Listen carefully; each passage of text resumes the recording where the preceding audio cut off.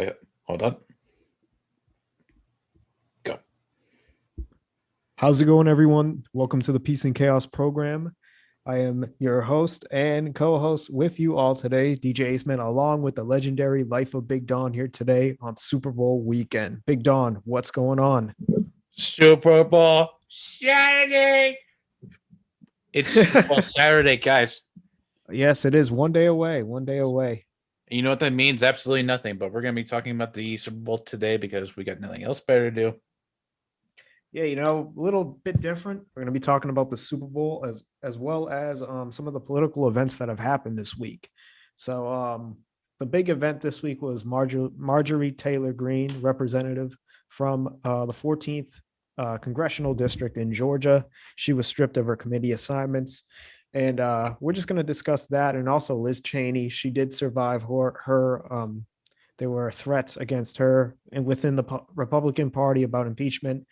People such as representatives such as Matt Gaetz and others tried to target her for supporting the impeachment of former President Donald Trump. So we're going to discuss that. And we're also going to discuss something different with the Super Bowl. But first, Big Don, what's going on? How's everything been? Nothing much, kid. I've been living here, over here in New York. We're in two separate states, by the way, in case anyone doesn't know. But right here in New York, we've been getting hammered with a lot of snow. It's going to snow tomorrow. It's going to be an absolute pain. But hey, I'm glad to be home. A lot of people are going back to college, especially where I'm from and where PJ's at. We go to the same school. He's currently at school. I am not because I am doing the work thing, as I like to say. But yeah, it's been very low key here. I'm sure it's relatively nice over there where PJ is, despite you're not getting that much snow. You only get like 2 inches of snow. Yeah, we don't have a lot of snow out here, but I think farther inland they get waxed, but we don't get whacked here. Yeah, exactly. Because I heard they get like a foot there. Once you go further inland in Mass, we got like 2 feet here. It's insane. Yeah, it's insane. It's crazy. Yeah. Yeah, the snow in New England and the Northeast. I don't know, for a lot of our viewers, maybe you're all from different parts of the country, but here in the Northeast, winters can be tough. And that's the same for people in the Midwest as well, wherever you live. If you live in a northern state or just in the US or in the mountains, you could get whacked with snow. And people know that this time of year is so bad and painful for a lot of people because the snow, it sucks. It really does suck. So yeah, that's the thing there. But it's good to hear from you, Big Don, and let's get started. Let's talk a little bit about Marjorie Taylor Greene. So this is actually interesting right here on 538. There's a political they took a poll of people and they were asked how favorable or unfavorable of these top GOP representatives and senators. So I don't know if you look here, these are like the top 8 that are well hated among them. You have Ted Cruz on unfavorable rate 45%, Mitch McConnell 59%, Liz Cheney 31%, Josh Hawley 38%, Kevin McCarthy 33%, Marjorie Taylor Greene 37%, Lauren Boebert 25%, and Madison Cawthorn 16%. So some of these are representatives and some of these are senators. So I was just wanted to get your thoughts on this, Big Don. Yeah, absolutely. I mean, I think this is obviously a huge amount of fallout from what happened with the insurrection back in January. Of course, all of these people are generally Republicans and pretty much Trump loyalists. Some new Republicans, including one of the more controversial ones, including, of course, Marjorie Taylor Greene and Madison Cawthorn, who has an interesting backstory in itself. I watched him on a clip on CNN recently, and then he pretty much just surrendered there on his side. Oh wait, my mic fell. So what happened was, we could pull this up if you want to, but there's a CNN clip of he was on.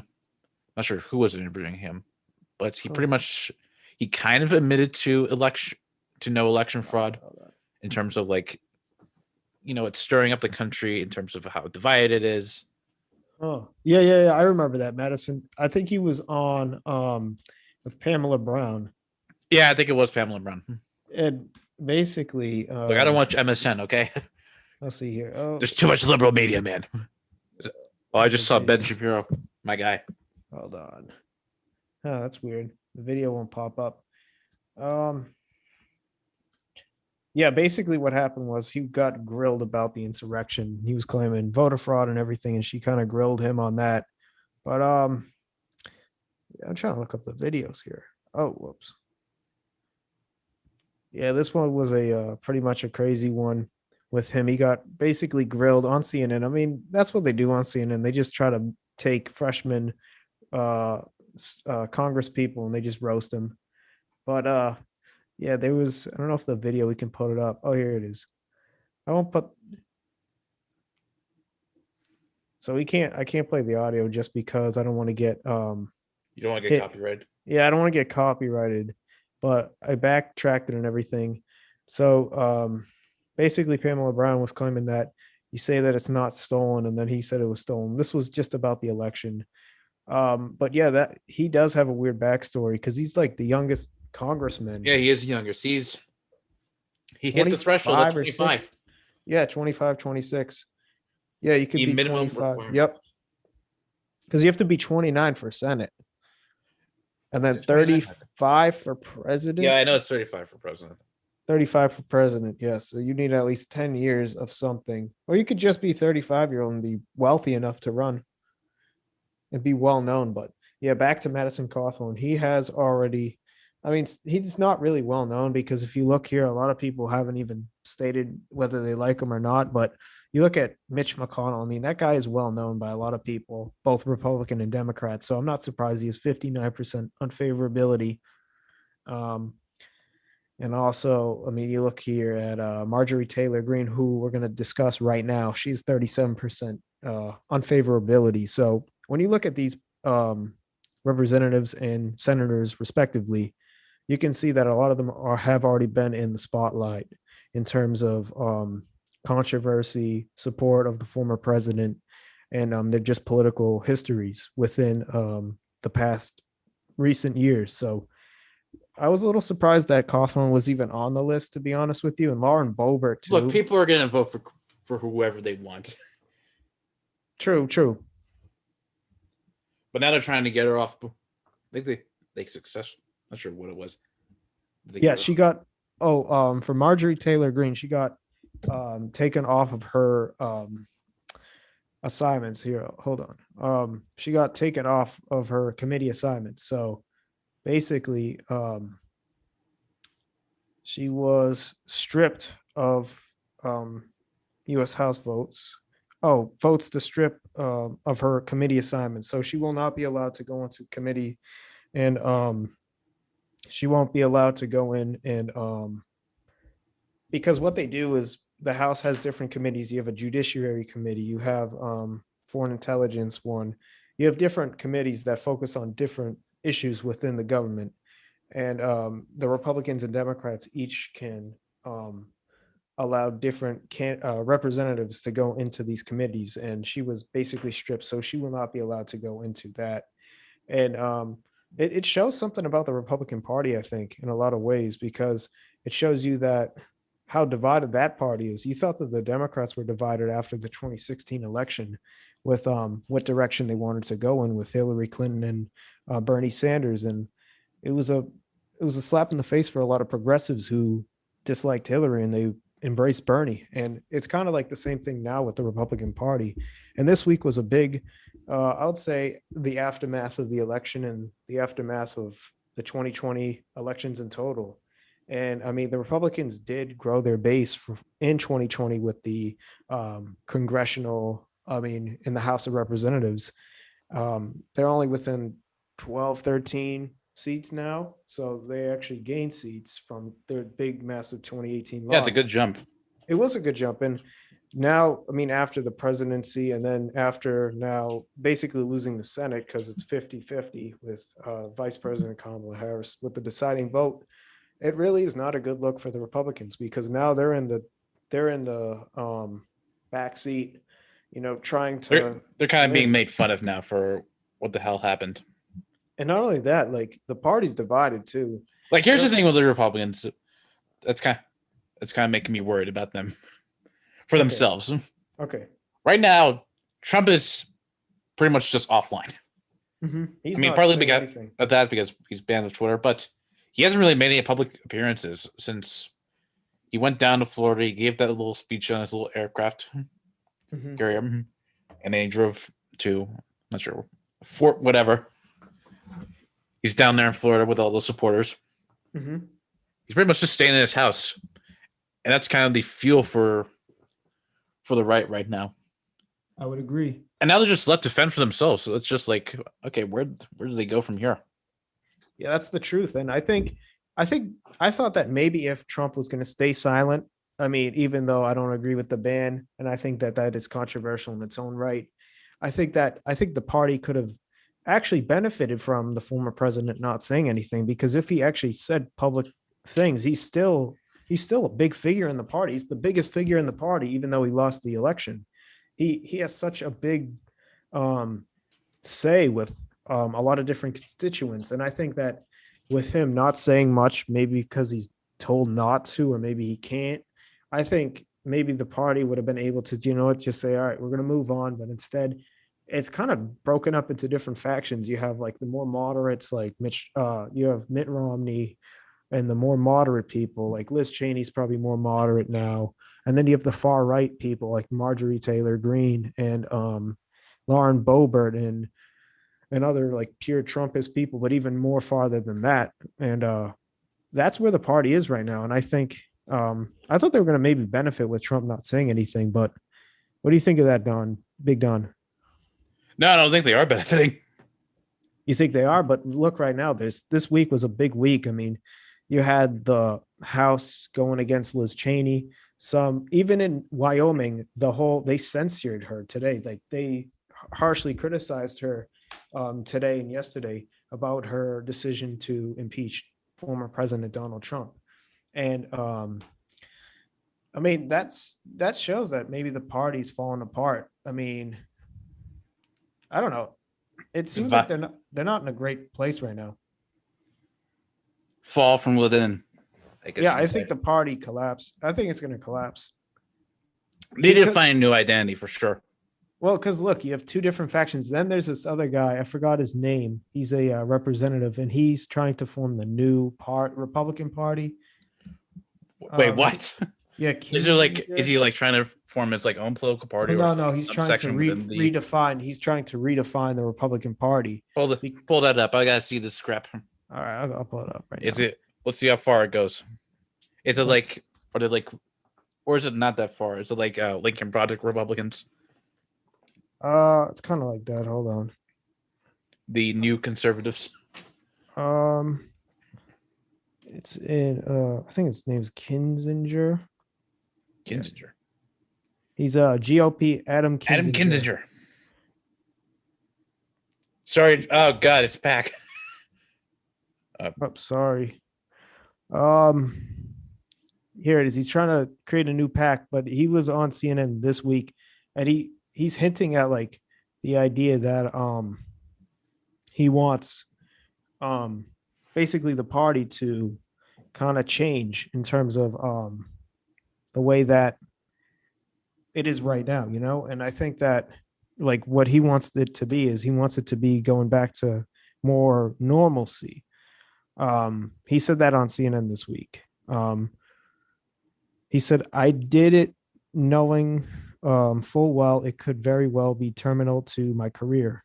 He said about this new pack. He said, but I also knew that I couldn't live with myself having, try to just protect it, and just felt like the one time I was called to do a really tough duty, I didn't do it. So here he also said he wasn't surprised because I'd been watching the rhetoric leading up to the day, and it took it seriously. And that was regarding the insurrection and how he knew that it was going to be inevitable because of basically he was not a fan of Trump since the get go. He didn't like Trump's rhetoric and things like that. And By the way, Yeah. can I say a quick thing real here? Yes, yes. Quick. Talking. One of my viewers is currently Snapchatting me. Liam, thank you for all of the wonderful memes you sent me. Anyways, I just had to say that I gotta keep it casual because talking politics, to be quite honest with you, is quite depressing these days. It is. It's actually It is. really depressing, you know. There's nothing good. Like here's who I feel bad for. I feel bad for all the news anchors that have to cover things right now. Like like back in 2016 for like 2020, there was always headlines Mhm. because people got their media's worth with everything going on in the White House and kind of the Democrats' response to that. Yeah, yeah. Yeah, I would say that too. I agree with you. It's real. I mean, I think for anyone who's watching or anyone who's going to watch, I don't know, any news or whatever, wherever you watch the news, I don't know. Sometimes I think it is very depressing. Not just depressing, but tiring too. And I think a lot of news anchors and people who work in media feel that way because so much information is coming at you, so much stuff that make you feel uncomfortable, sad, depressed. I don't know, make you feel a wave of emotions. You know, it can be very exhausting, and I think you know, looking at it there, yeah, it can be. It can be. I mean, people are getting insane. Like one, like one of the things I wanted to do is to try and reach out to. Of course, we're going to cover like news and events and stuff like that, but a lot of it's just like gauge opinions Hmm. because it's kind of interesting to see how polarized the country is, not just from like a left to right perspective, but like even as we're talking right now within the right. Hmm. Yeah, yeah. It's like it's insane. It is insane how like divided. like we talk about Marjorie Taylor Greene, like Mhm. like literally, Yeah, we like, are. there's a lot of people with actually. What was I about to say? Oh yeah, Jewish space lasers. Oh yeah, she did that like 2 years ago. Said She that did that like about two two, three years years ago. She ago. believes in like QAnon and stuff like that. It's like I can't even remember some of that stuff.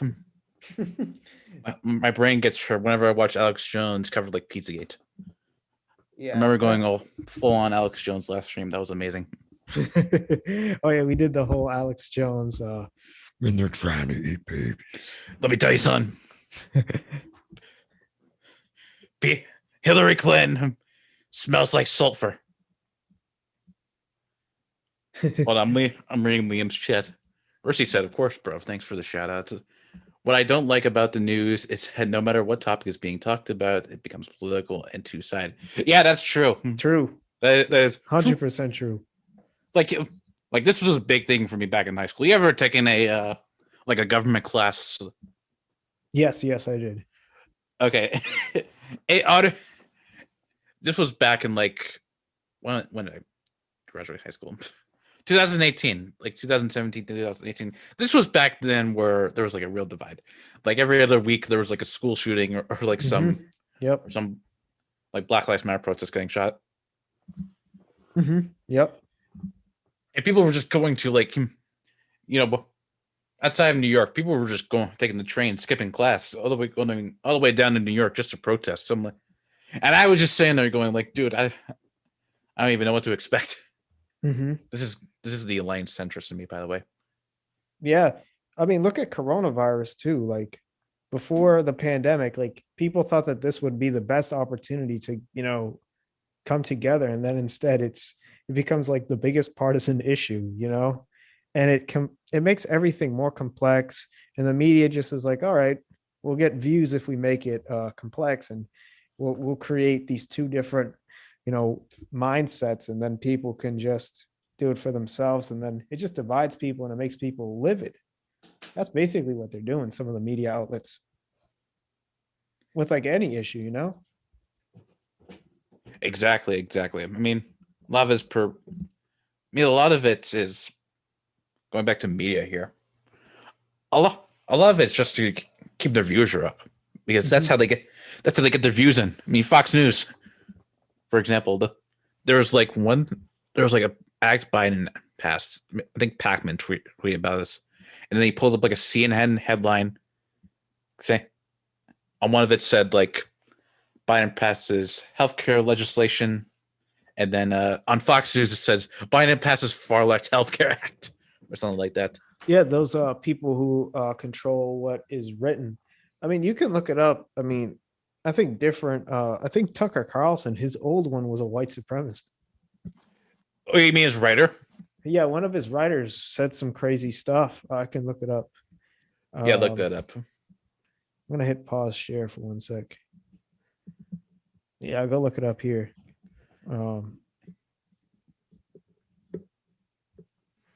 Don't trust the internet. What is a viable way to get your media these days? I don't know. I guess you got to go to like, I don't know, the Associated Press. Yeah, AP. I would say foreign news as well. Foreign news, though. France people know what's up. 24, France Daily Mail sometimes is good. You have to watch out for Sky News because it's the sister station of Fox. Who else? Oh yeah, I have seen Nightcrawler, Liam. So what? So I'll tell PJ what. Have you seen Nightcrawler? I think it's on Netflix, actually.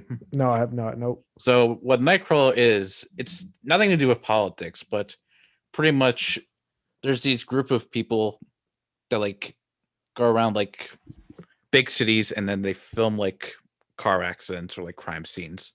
And then they sell the footage to news companies. So this sociopath, I forget his name, but he's played by Jake Gyllenhaal.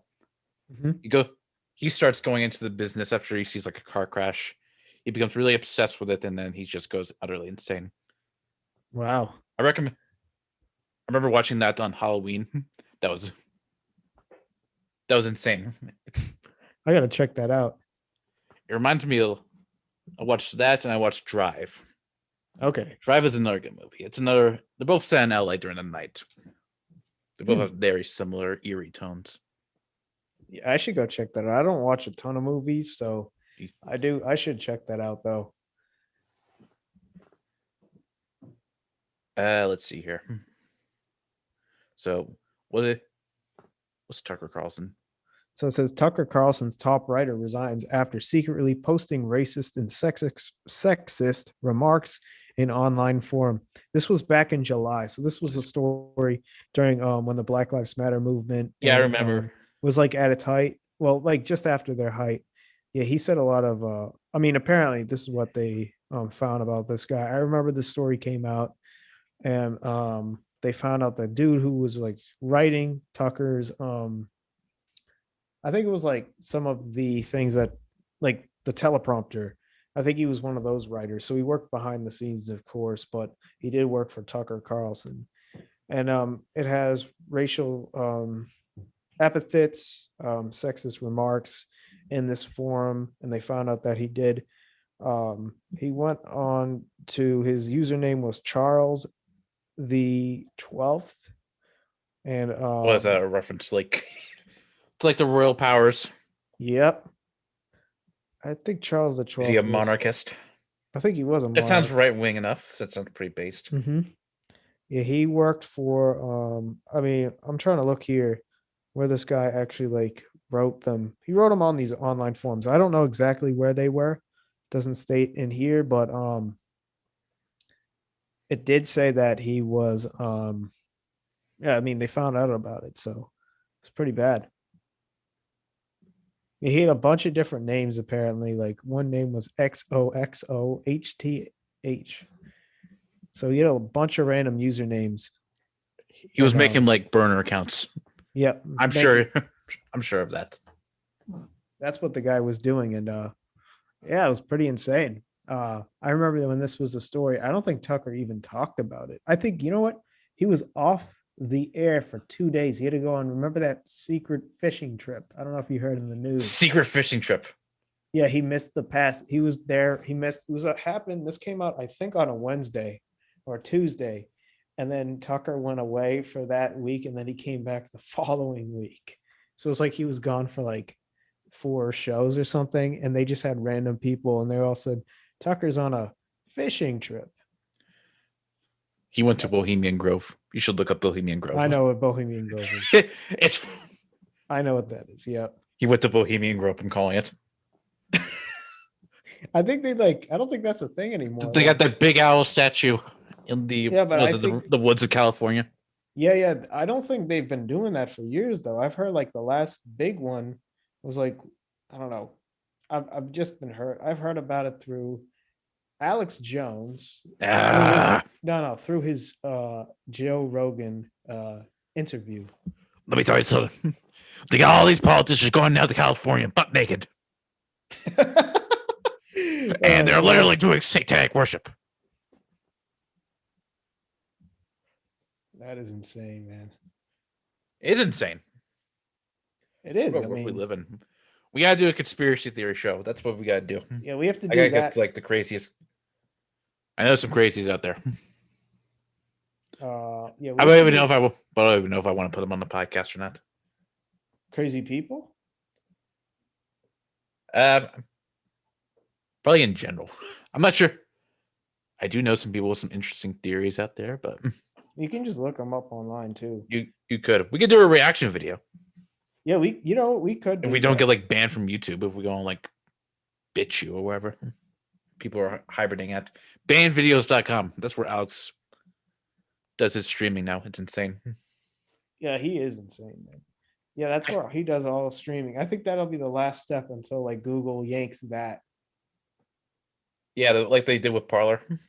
Yeah, I mean that got yanked because it was on Apple and everything. I mean, this is like I mean, a website. I mean, with Parlor, I mean, not only was it an app, but I think they were using Amazon servers to run their stuff. So it was easy for them to pull the plug on that. Yeah, that was easy to do. They just literally pulled them from the platform, and now you can't even get it. And the Parlor CEO, former CEO, got, I think he stepped down. Or he got fired. Yeah, they're in bad shape right now. I'm gonna do PJ. I'm gonna post the Zoom ID in chat. We actually got some decent viewership. Yeah, we do. Yeah, we do.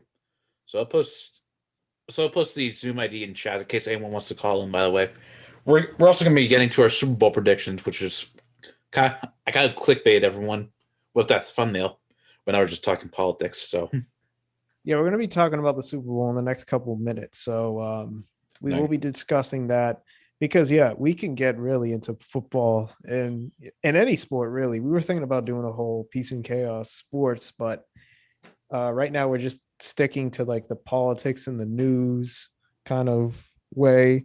We might even be doing more videos along the lines of future elections, like we've done with the Georgia recap and also with the US presidential election. Right. So we're going to be doing different types of content, but we do like these live streams because it's a great way for us to interact with our viewers and people who are on YouTube in general. So I think it's a good idea for us to do that. We're also trying to do a little bit more of a Twitter presence. So follow us on Twitter here. Put it up right now. Bam.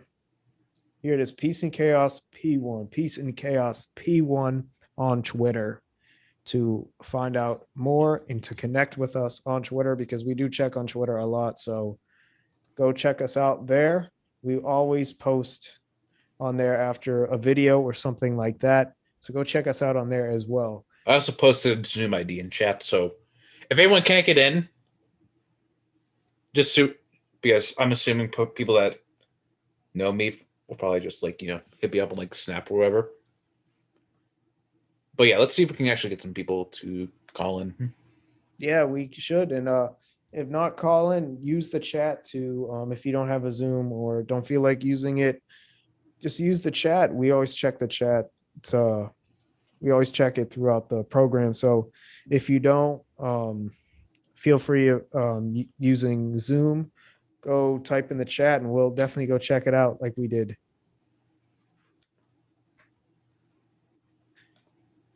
Yeah, I got some guests I want to throw in from my personal friend group, and then I'm assuming you do as well.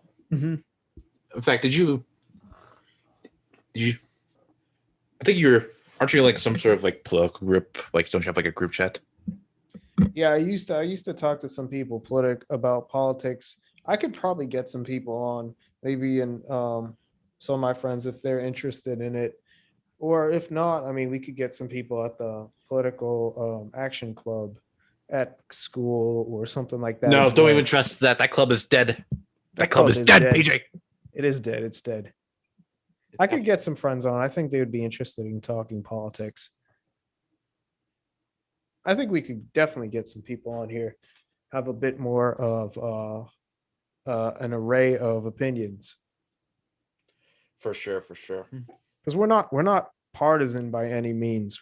We're trying to make this program as, Trying to make this program great again. yes, nonpartisan as possible.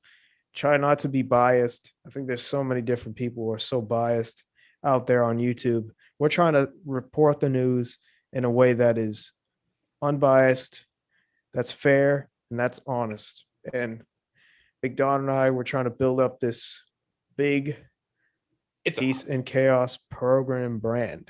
And we are so glad that you are all on the journey with us. All righty.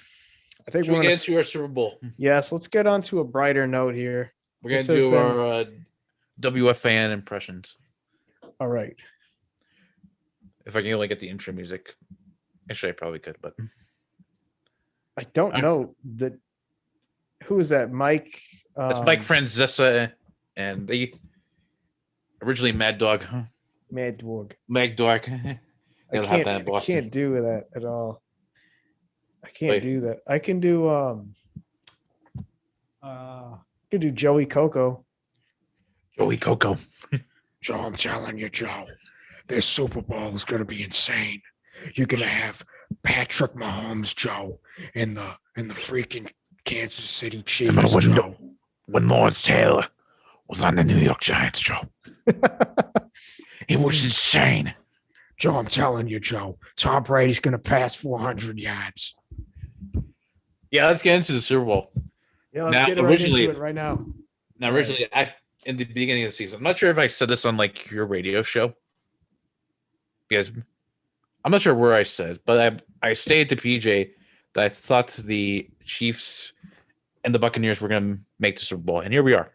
Yeah, I stated I thought it was going to be at the beginning of the season, Seattle against Baltimore, which I was totally wrong. They did make the playoffs though, so I don't feel as bad, but I was really doubting the Buccaneers' legitimacy throughout this year. So I mean, I do give you a lot of props, Big Don. You did see the Kansas City Chiefs bouncing back. I didn't do all my playoff predictions at all, but I know we didn't, but I do give you props though for believing in Tom Brady and the Buccaneers, because I was super skeptic about them this season. the Buccaneers reminded me a lot of this year's Lakers team. Really?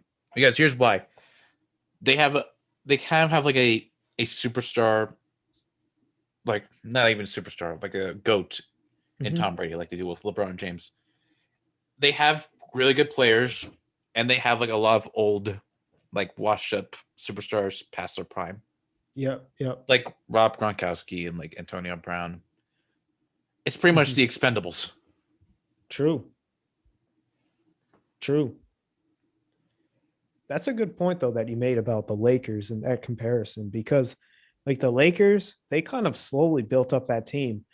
LeBron in his first season, that team was awful, and then they got AD, and then that team became the super team.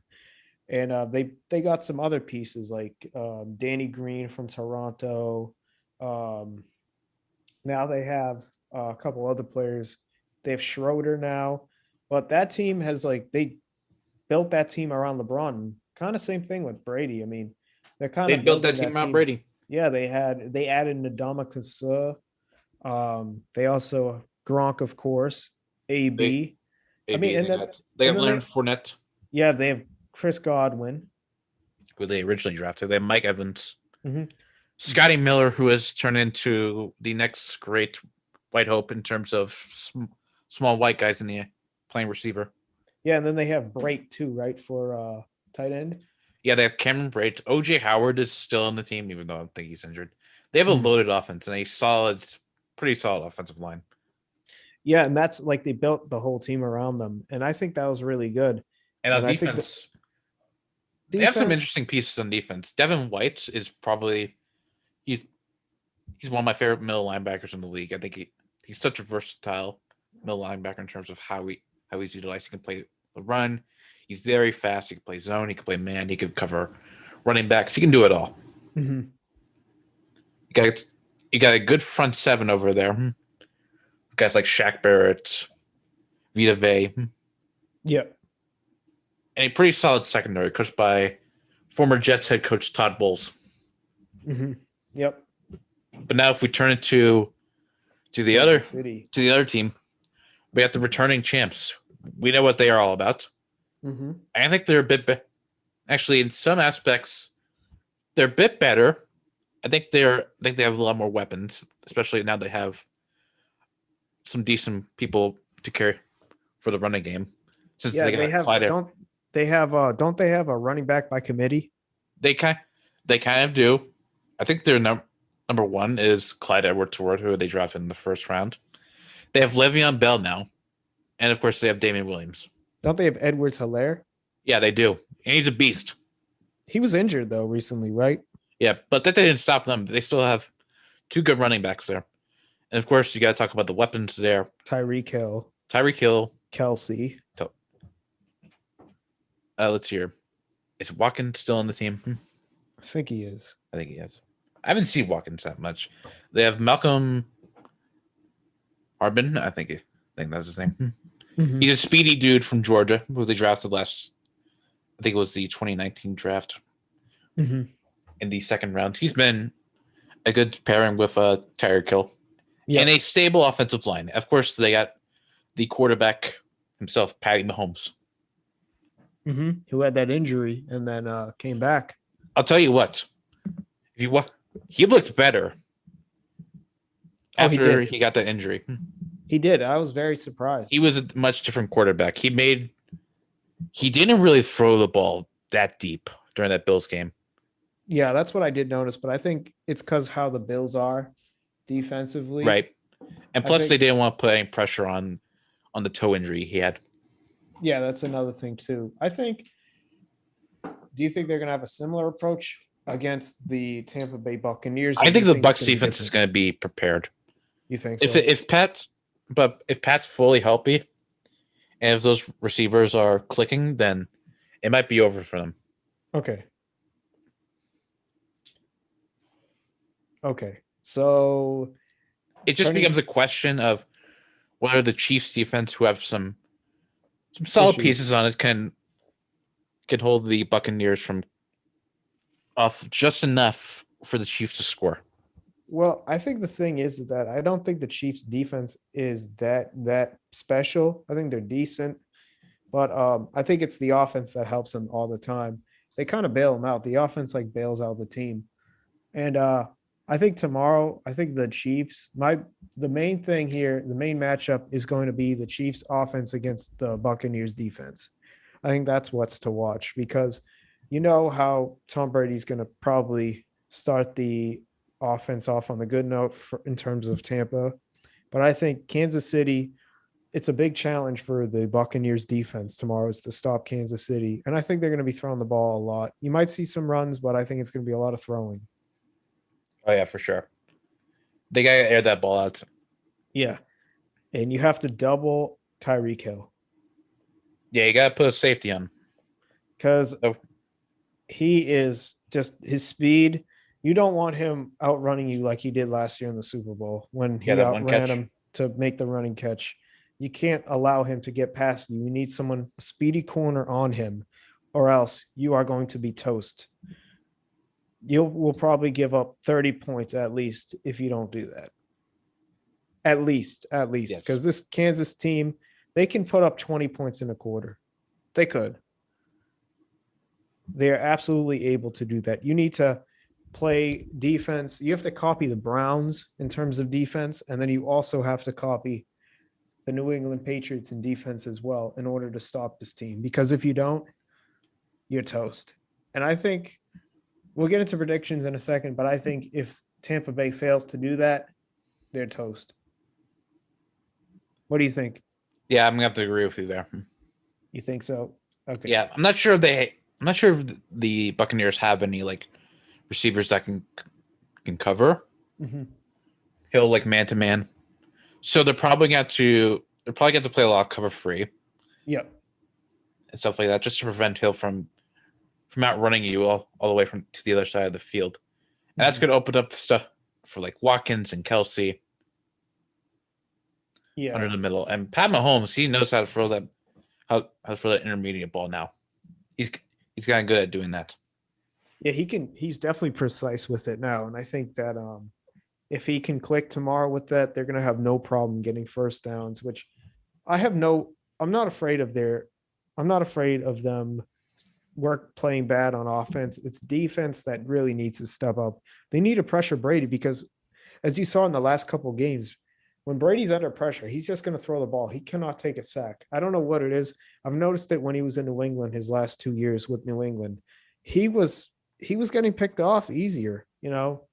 Yeah, And because I think he it's was under a because lot he's more pressure. I think yeah, he faced a lot more pressure the Bucks this year.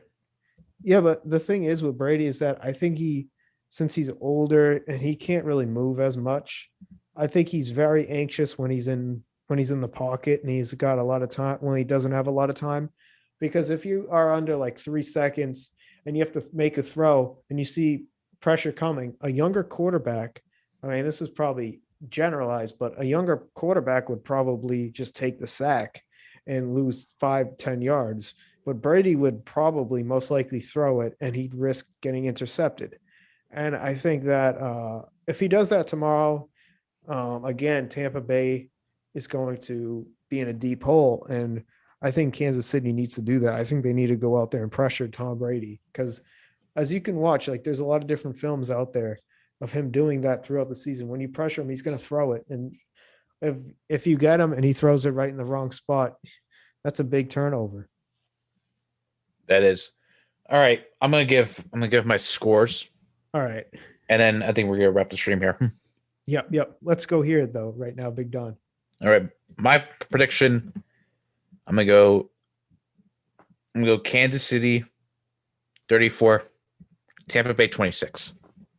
Okay. So one score game. It's a very similar score to what they did back in when they faced the regular season. Let's see here. What was that score? 27-24. Yeah, so I think it might be a bit more high scoring. All right. I'm going to have something different. I'm going to say 31-17, Kansas City. All right. So you we're both say going with again KC. 34, 26. Yep. Kansas City. Yep. And I'm going to say 31-17, Kansas City. All righty. All right. I think that's going to do it for this stream. Thank you all for attending. That was definitely a good stream for us in terms of attendance. Thank you, Liam. If you decide to watch the after stream of this, I know you're not in chat now, but if you're still in chat, say hi. But yeah, that'll do it for the Peace and Chaos program for this week. We're hoping to, of course, with school and everything that's going on, we might stream less, but we're still going to be committed to what we do here. This is definitely a good project for us to keep going with. Expect new content. Yep. And yeah, PJ, want to wrap? Yes, that's going to do it for us all today. Make sure to go follow us. We already flashed the Twitter, but we'll put it in. I'll put it right here. I'll put it up right now. Here's the Twitter again. Peace and Chaos P1. Peace and Chaos P1. Make sure to follow us. We'll follow you right back. You can interact with us on all different platforms. And again, Peace and Chaos P1 on Twitter. That's going to do it for us again. I'm DJ Smith, along with the legendary Life of Big Don here today on the Peace and Chaos program. See ya. Peace.